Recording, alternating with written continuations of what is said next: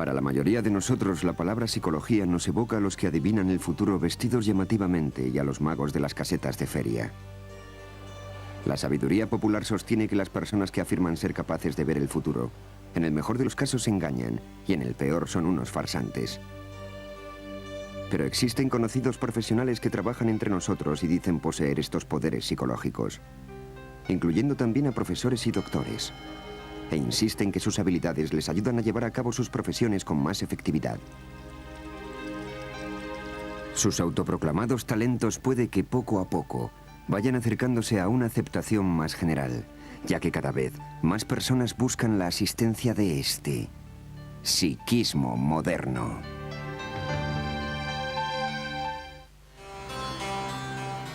Estos magos hace mucho que son vistos con escepticismo por el público en general.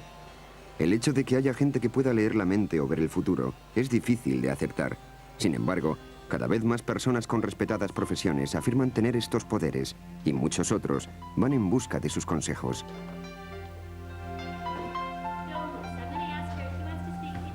Catherine Harbin, abogada y psicóloga, tal como se describe, enseña técnicas intuitivas para resolver crímenes a los agentes de policía.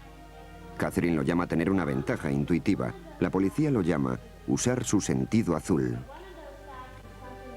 El sentido azul es el término que utiliza la policía para describir ciertas intuiciones o presentimientos. Cuando hablan sobre que ya semían que iba a suceder algo, dicen: "Oh, ha sido mi intuición o mi sentido azul". Es otra manera de referirse a fenómenos psicológicos que no les resulta tan inquietante. De hecho, la mayoría de los agentes dicen que encuentran las instrucciones de Harbin útiles.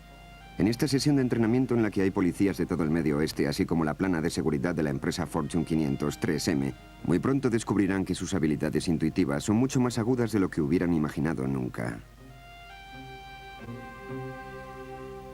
¿Cuántos de vosotros puede recordar alguna vez que sabía algo sin saber exactamente cómo lo sabía?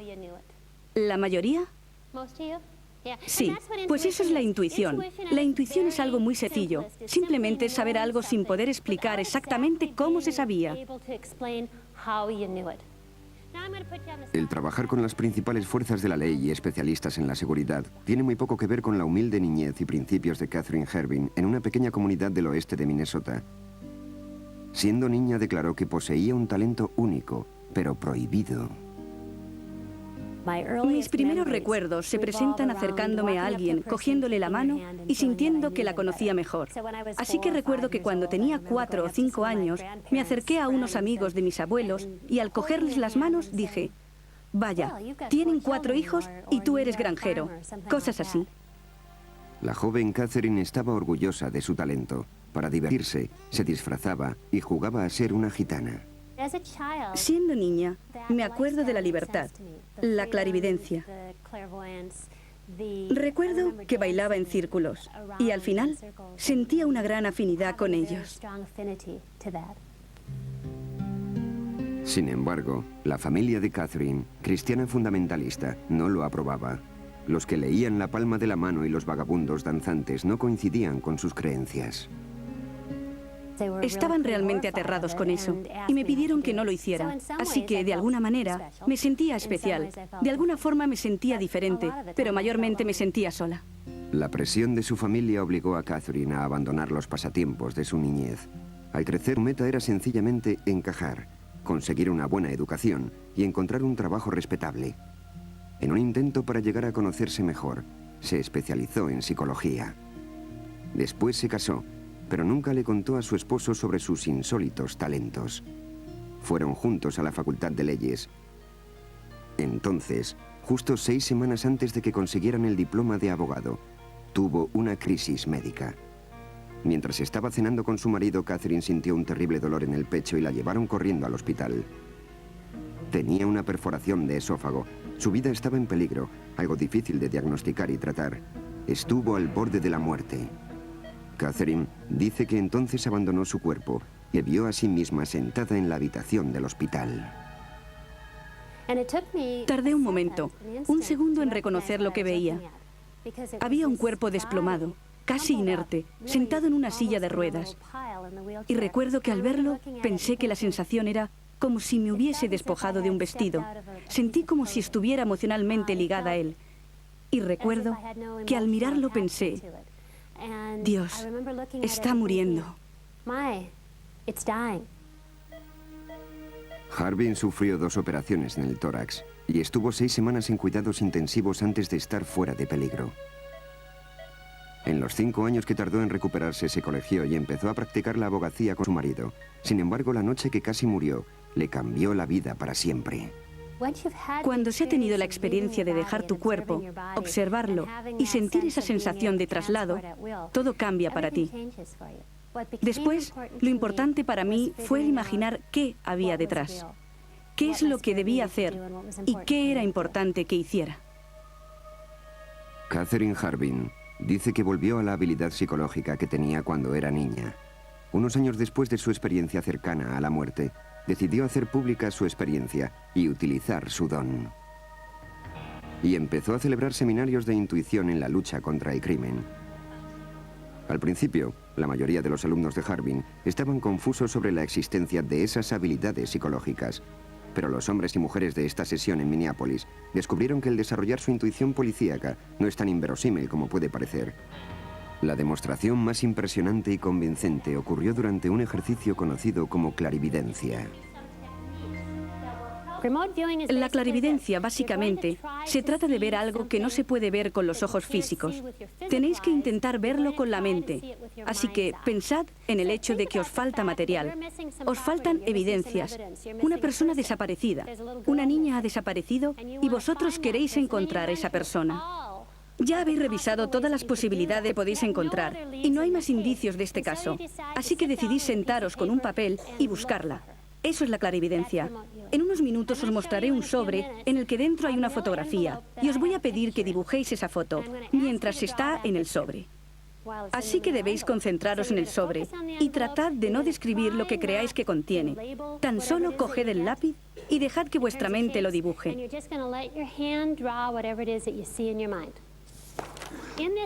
En este sobre tengo una fotografía. Es todo lo que os voy a decir. Lo que quiero que hagáis es que os concentréis en él. Y cuando tengáis una impresión en vuestra mente, un rasgo, una intuición, lo transcribáis en el papel. Empezaremos con un toque para el trance.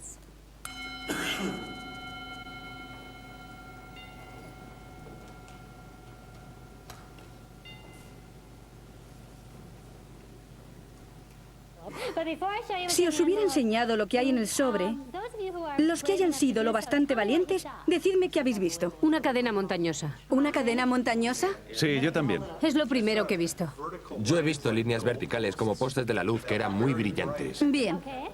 Y luego también he visto una trayectoria muy definida horizontal. Bien, ¿has visto horizontal junto a algo vertical? Yo he visto árboles y un montón de nubes. Yo un lago entre montañas y árboles. Lago, montañas y árboles. He visto algo que se maneja con un motor detrás. Vaya, eso sí tiene posibilidades. Adivina qué clase de motores.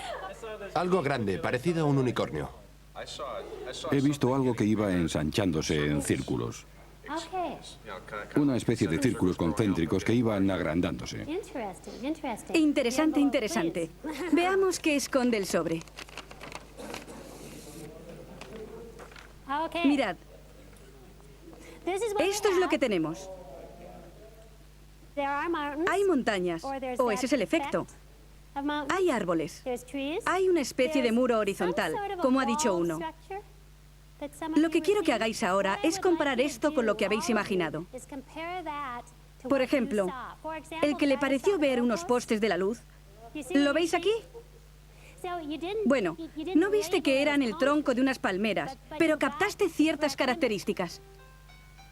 La mayoría de los que estaban en la clase dibujaron algo que estaba en la fotografía, ya fueran unas formas, o las montañas del fondo, o los árboles, y la mayoría quedaron asombrados de su habilidad. A continuación, un detective que asistió a las clases de Catherine utiliza esa técnica para descubrir un caso importante en una serie de misteriosos delitos.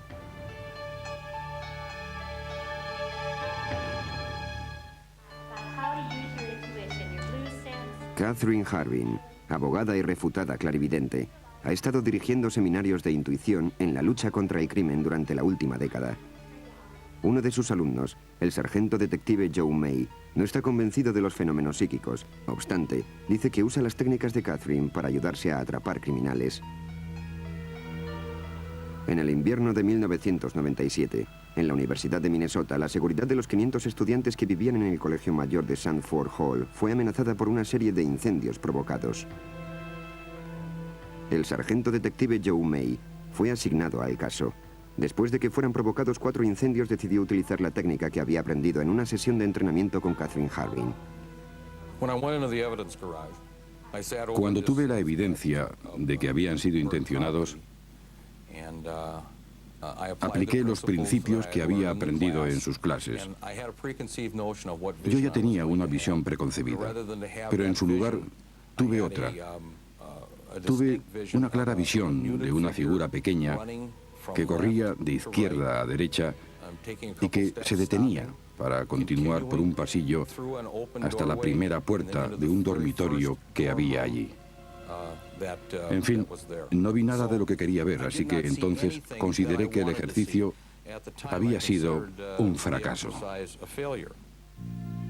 El sargento May pensó que iba a ver a alguien empezando el incendio. La visión le confundió y tuvo que determinar de una vez por todas qué ocurría en el Colegio Mayor. Puso una cámara de vigilancia en el pasillo donde se habían localizado la mayoría de los incendios.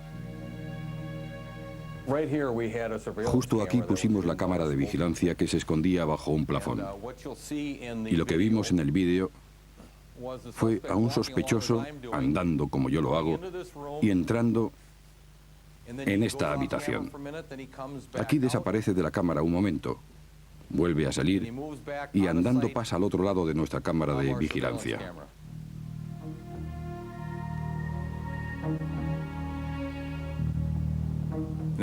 Ahora, mientras seguimos viendo la grabación de la cámara, vemos que empieza a salir humo y que la habitación se ilumina. Es el fuego. La cámara de vigilancia nos muestra la zona de aquí hasta el fondo. Mi visión empezaba aproximadamente aquí, donde el sospechoso corría, se detenía más o menos aquí y luego continuaba hasta llegar a la primera puerta que había aquí. La puerta que el sargento vio en su visión resultó ser la habitación del incendiario, que junto con la cinta de la cámara de vigilancia le fueron proporcionando una imagen clara del individuo y su fechoría. Cuando llegué a su habitación para detenerle, resultó ser la primera puerta del pasillo. Fue muy parecido a lo que había visto aproximadamente en la múltiple visión que tuve. El sargento May dice que entonces comprendió que sus anteriores ejercicios en clarividencia le dieron la solución a ese delito, pero entonces no lo sabía.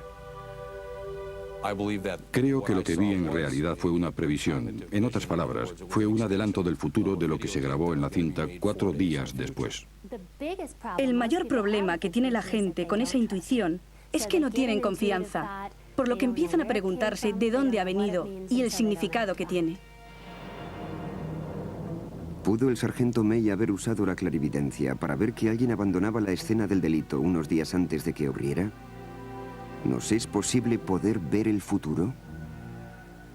Creo que el tiempo es uno de los misterios más grandes que aún tenemos que resolver. Si hablas con físicos te dirán que en teoría no hay ningún impedimento en relación al tiempo y para experimentar cosas tal como lo hacemos.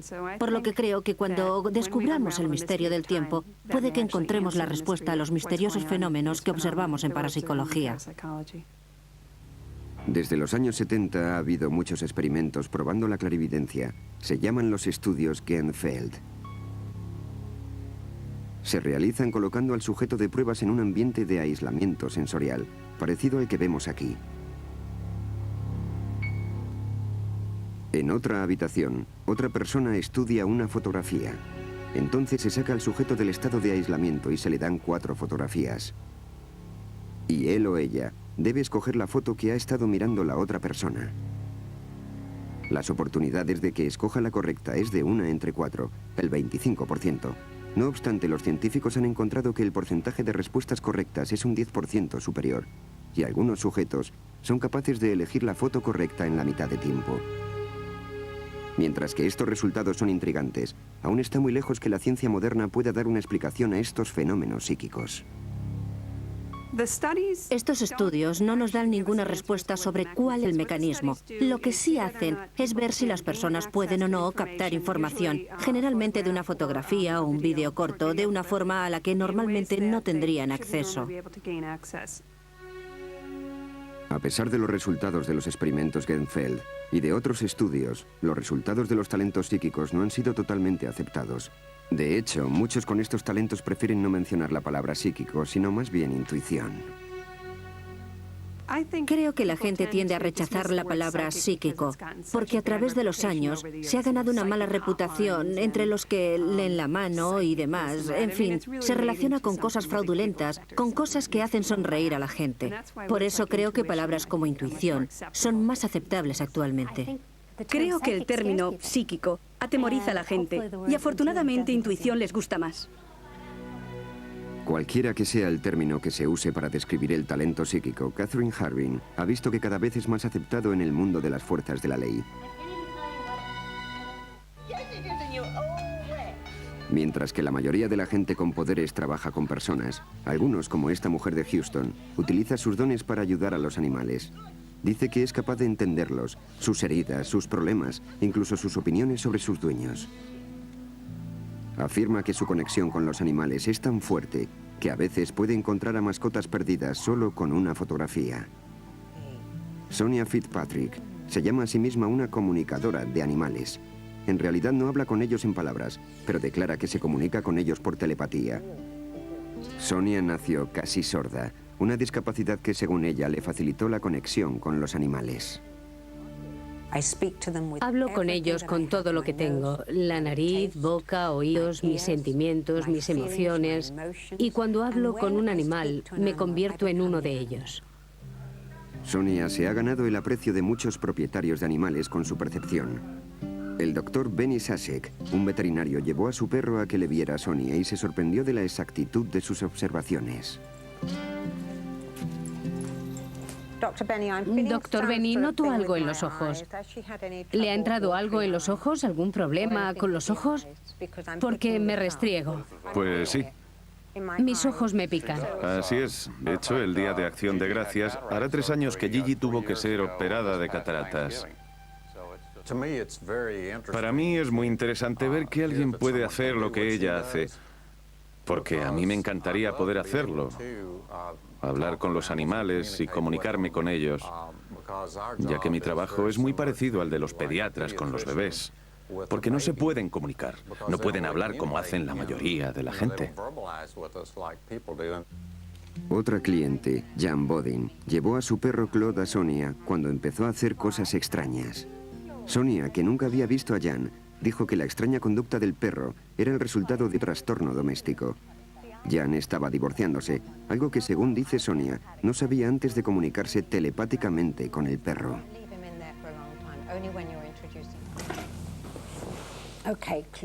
De acuerdo, Claude. Vamos a hablar de ello, porque te está preocupando, ¿verdad?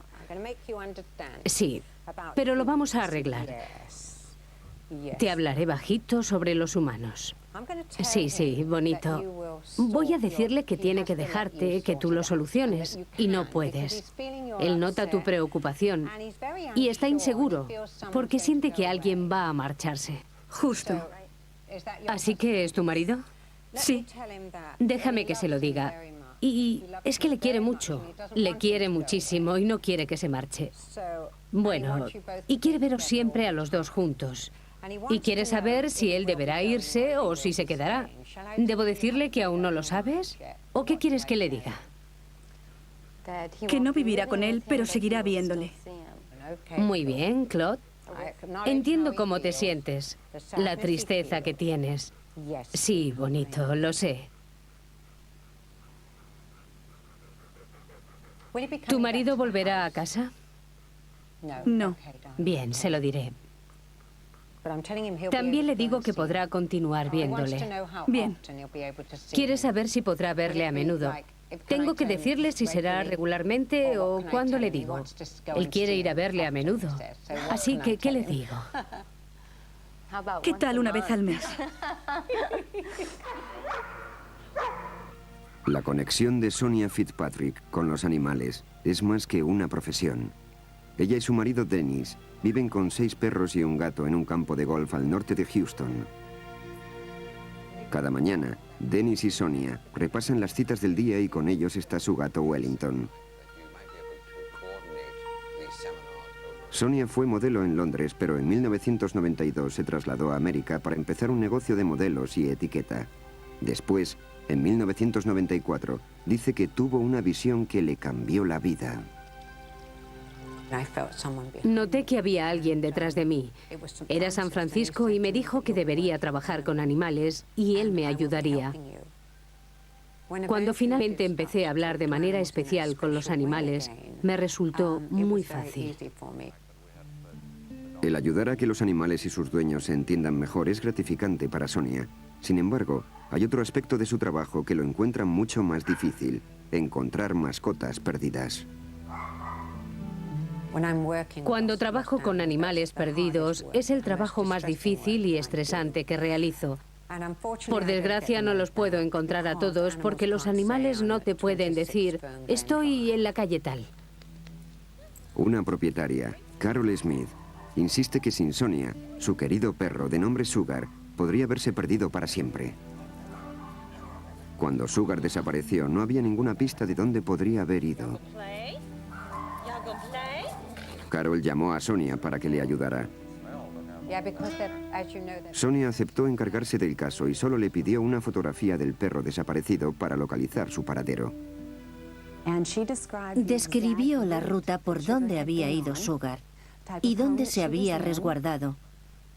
De hecho, no estaba ni herido, ni hambriento, ni muerto, porque ella lo habría percibido. Sugar me dijo que la verja estaba abierta y, claro, pensó, me daré una vueltecita. Sugar me describió la dirección que había tomado y me envió la imagen de una iglesia en una esquina. Yo percibo la imagen de una iglesia, de una esquina, un garaje, una casa con el tejado verde. Recopilo toda la información, pero luego hay que seguir todas las pistas.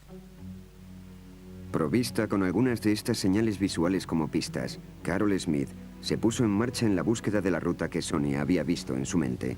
Sonia había mencionado un par de torres altas con una acequia junto a ellas, y había 2 grandes transformadores un par de bloques más allá. Carol empezó allí su búsqueda. También se topó con una cruz. Carol sabía que había una iglesia a poca distancia de las torres. Ahora, convencida de que su perro estaba en el barrio, Carol colocó unos carteles del perro desaparecido. Sonia también afirma que recibió otros detalles de Sugar. Dijo que el perro había sido recogido por una familia que tenía un específico tipo de coche. Sonia dijo que el tipo de coche en el que iba Sugar era uno muy grande y blanco y que tenía la tapicería de piel o similar. Me comunicó que querían quedárselo, que no iban a devolverlo. Así que sabía que la gente que lo tenía le querían. Es un perro muy bonito, muy cariñoso y querían quedárselo. También me dijo que el padre decía que había que devolverlo porque llevaba su placa. Bueno, llevaba su nombre, la dirección y el número de teléfono. Por lo que le dije a Carol que lo único que podía hacer era rezar, rezar y tener fe. Pero yo sentía, y siempre confío en mi instinto, que se lo devolverían. Y bueno, vi que alguien la telefoneaba. Una semana después, Carol recibió una misteriosa llamada de una niña. Le dijo que sabía dónde estaba su perro. Luego la niña colgó. No habían pasado 2 horas cuando alguien llamó a mi puerta. Abrí y había una niña de unos 10 o 11 años que sostenía a Sugar. Cuando Carol Smith salió hasta el coche para dar las gracias al padre de la niña, se encontró con el coche que Sonia había descrito. Un enorme eldorado blanco con asientos de cuero. A menudo le digo a mi marido, no quiero volver a hacerlo. Pero luego encuentro a otro animal y la gente me dice, debes seguir haciéndolo. En fin, es el trabajo más difícil que realizo. El tema de comunicarse con los animales nos lleva a subir un peldaño en el mundo de los fenómenos psíquicos. ¿Puede alguien como Sonia realizar esas supuestas comunicaciones telepáticas? Para mí tiene sentido el que algunas personas que poseen estas habilidades puedan usarlas con los animales, porque a lo mejor son habilidades que solíamos poseer antes de que desarrolláramos el lenguaje y el pensamiento consciente como lo hacemos hoy en día. Sin duda alguna, si tienes algún problema con los sentidos, si eres sordo o ciego, se ve el mundo de otra forma de los que infrautilizan otros sentidos. Y de hecho, puede que seas mucho más receptivo a ciertos estímulos de los animales. Si intentamos imaginar si un humano y un animal pueden comunicarse por telepatía, la verdadera respuesta es que no lo sabemos. Pero de hecho, creo que es algo más probable que alguien con este don pueda hablar con los animales que conseguir información del entorno que nos rodea. Creo que debido a que tenía ese don desde niña y crecí con ello, para mí es un acto natural. Sonia dice que su trabajo continúa ganando las alabanzas de sus clientes, ya sean animales o humanos. El público, a menudo, considera a los que dicen tener poderes psíquicos al límite de la sociedad. Sin embargo, cada vez encontramos más y más personas con habilidades intuitivas, las utilizan en profesiones importantes. Una de ellas, la doctora Judith Orloff, que utiliza su talento en el mundo de la medicina como psiquiatra. La decisión de utilizar su talento en su profesión no fue fácil. Primero tuvo que aceptar y comprender cuáles eran sus habilidades psíquicas. Después, tuvo que superar el miedo al ridículo de sus colegas médicos. Fue muy difícil para mí presentarme públicamente como psiquiatra y poseedora de poderes psíquicos. Tardé muchos años en sentirme cómoda. Judith empezó a notar algo inusual a una edad muy temprana, cuando era una niña y crecía en Los Ángeles.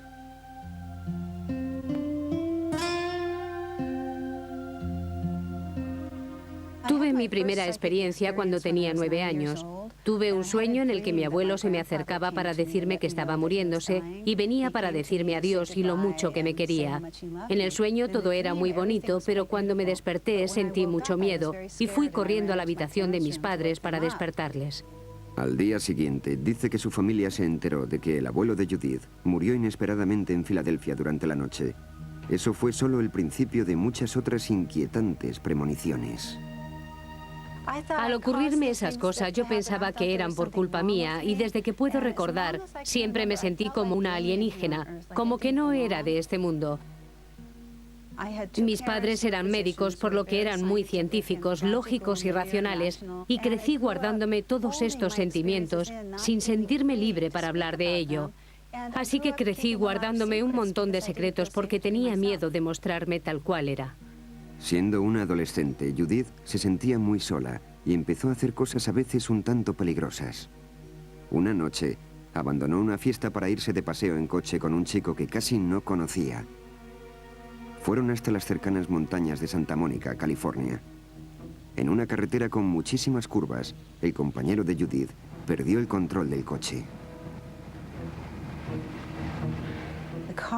El coche se salió y empezó a caer por el barranco dando vueltas y tuve una visión.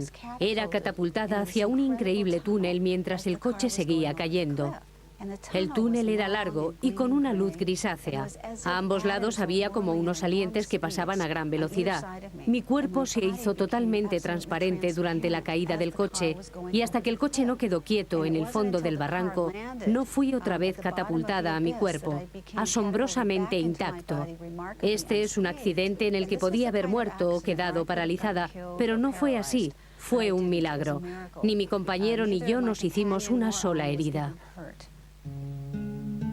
Los padres de Judith estaban preocupados sobre su bienestar emocional después del traumático accidente e insistieron para que viera a un psiquiatra. La terapia le dio la oportunidad para, por fin, hablar de sus visiones y sueños. Estaba muy preocupada por las experiencias que había tenido y no pudo comprender. Eran experiencias que le habían hecho pensar que quizá estaba loca y estaba casi convencida. Eran anticipaciones de sucesos que luego ocurrieron y no sabía cómo interpretarlo. La profesión médica considera que muchas de las llamadas visiones psíquicas son síntomas de un desorden mental No obstante, el Dr. Groult no pensó que Judith encajara con el perfil de un paciente psicótico. Tienen lagunas en la asociación del pensamiento, tienen la mente confusa, tienen ilusiones que no se sostienen cuando empiezas a cuestionarlas. Pero la gente que tiene distintas clases de experiencias extrasensoriales tienen la mente clara, coherencia, saben describirlas y no están en una nebulosa donde lo confunden con la vida real. Un año después de comenzar la terapia con Judith, el Dr. Groult la presentó a los miembros del Departamento de Parapsicología del Instituto Neuropsiquiátrico de Eau Claire. Me sentí como si estuviera en el País de las Maravillas, porque finalmente conocí a gente que se identificaba con lo que me estaba ocurriendo, y eso es muy importante para el desarrollo psíquico, tener a tu alrededor gente que te comprende. Al cabo de un año, Judith dice que tuvo otra visión. Una voz muy amable me dijo: vas a convertirte en psiquiatra, obtendrás el título para tener las credenciales y poder ayudar a legitimizar tus visiones psíquicas. Fue muy específica. Judith hizo exactamente lo que le dictó el sueño. Fue a la universidad y a la Facultad de Medicina. Se convirtió en médico realizando la residencia psiquiátrica en Eau Claire. El entrenamiento médico fue riguroso. Durante años estuvo de guardia cada 3 noches. Empecé por olvidar mis sueños. Ya no pude recordarlos más. Judith muy pronto descubrió que su frenética vida dejaba pocos huecos a nada que no fueran sus estudios. Abandonó toda la preparación psíquica a la que había estado comprometida y no dejó entrar nada más que los hechos de la medicina tradicional y métodos científicos. Después de acabar su residencia, la doctora Judith Orloff abrió una consulta en Century City. Empezó a desarrollar una próspera consulta psiquiátrica y continuó ignorando sus primeras visiones de conocimientos psíquicos. Luego, justo un año después, la doctora Orloff estaba tratando a una nueva paciente seriamente angustiada. La doctora Orloff nunca podrá olvidar a esta paciente.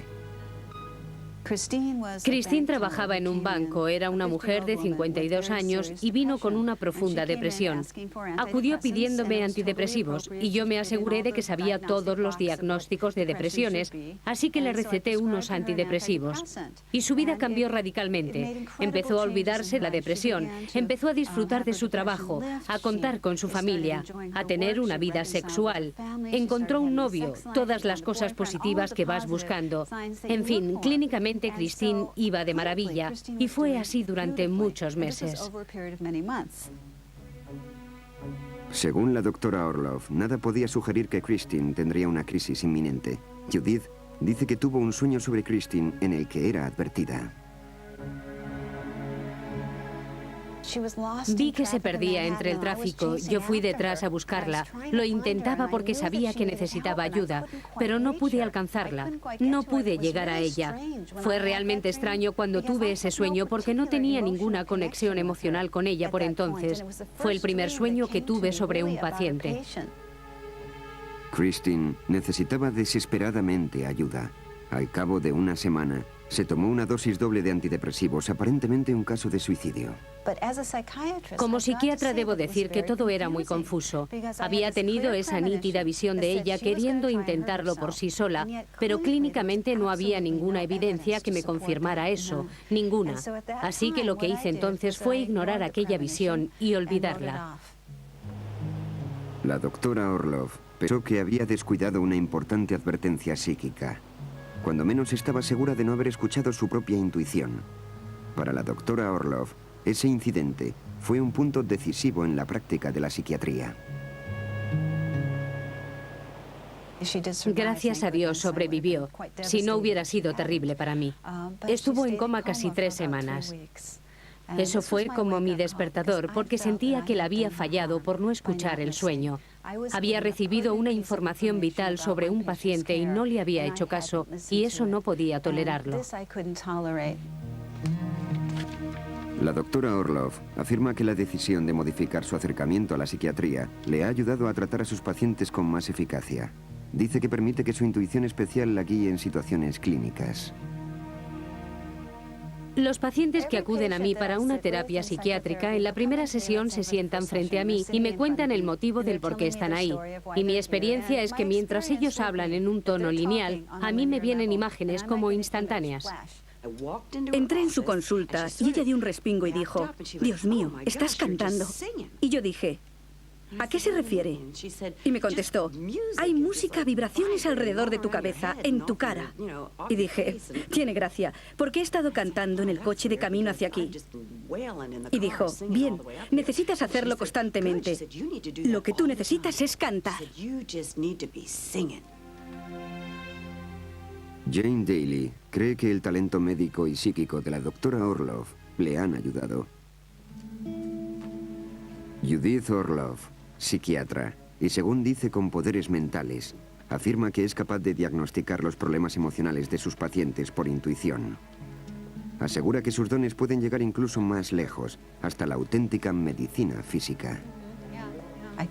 Puedo recoger ciertas energías de mi cuerpo. Cuando un paciente tiene dolor de estómago, yo también siento dolor de estómago, así que tomo nota de ese diagnóstico. O si un paciente tiene dolor de cabeza, a mí también me asalta el mismo dolor. La información me viene así, sin más. En 1997, unos días antes de Navidad, una paciente, Jane Daly, había invitado a la doctora Orloff a hablar en su club de lectores. Mientras estaba allí, de alguna forma, la doctora Orloff sintió que Jane tenía un problema médico grave que requería cirugía inmediata. Fue un aviso que lamentablemente Jane quiso ignorar.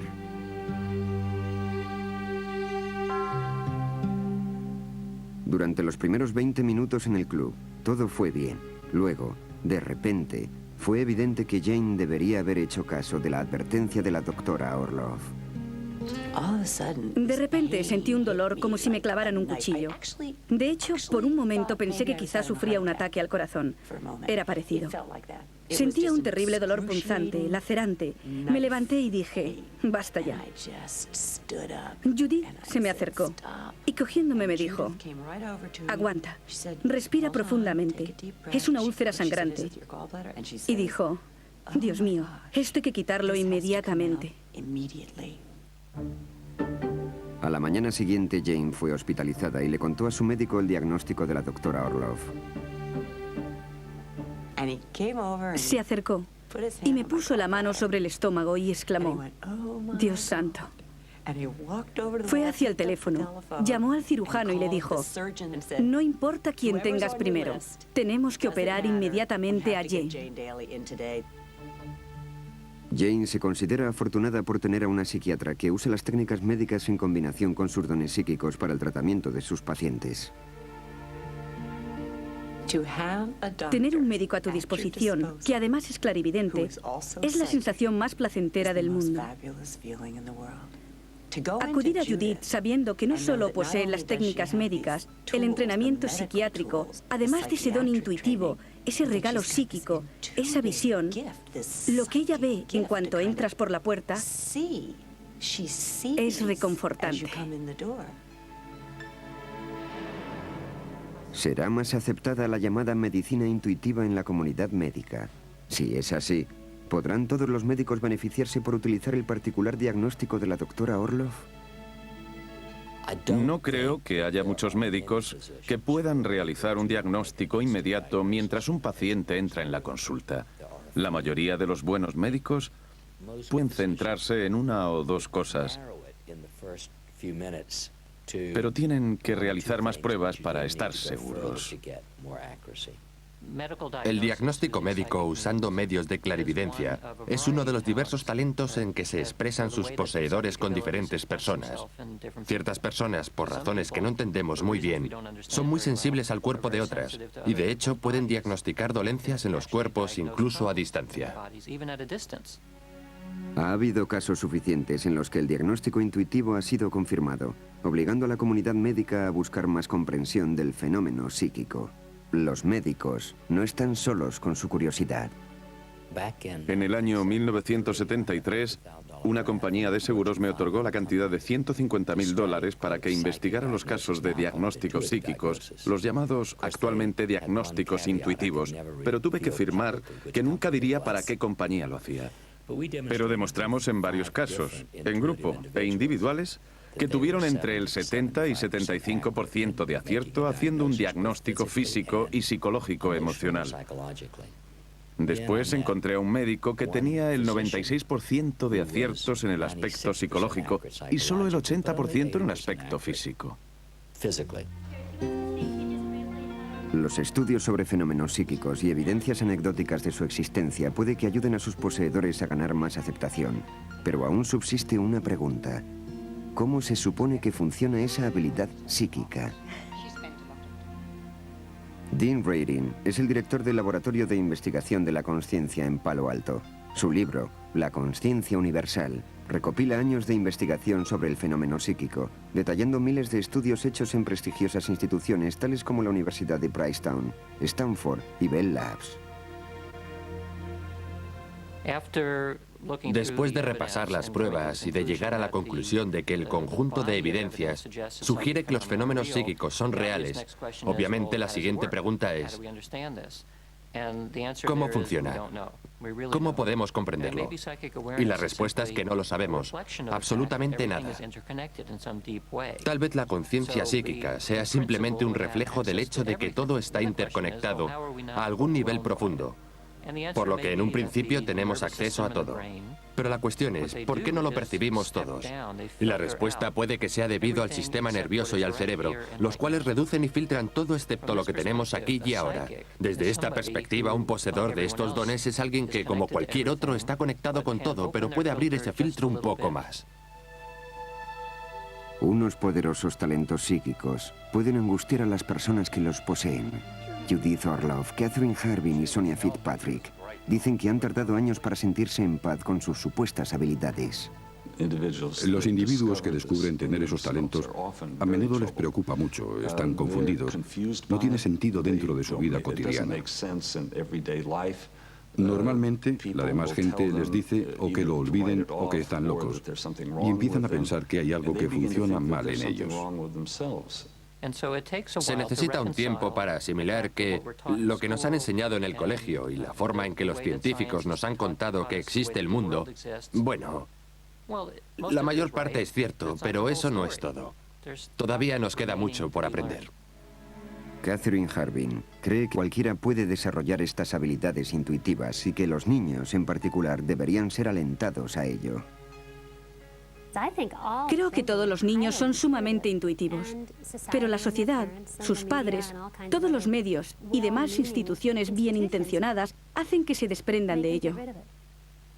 Y eso es una lástima.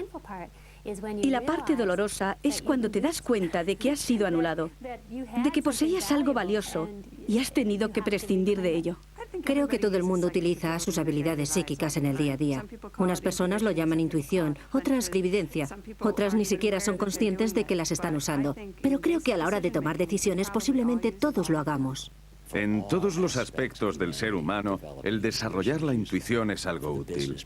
Para los hombres de negocios, para los educadores, para los psicólogos, para los médicos, el utilizar su intuición adecuadamente hace que el ejercicio de la vida sea más afortunado.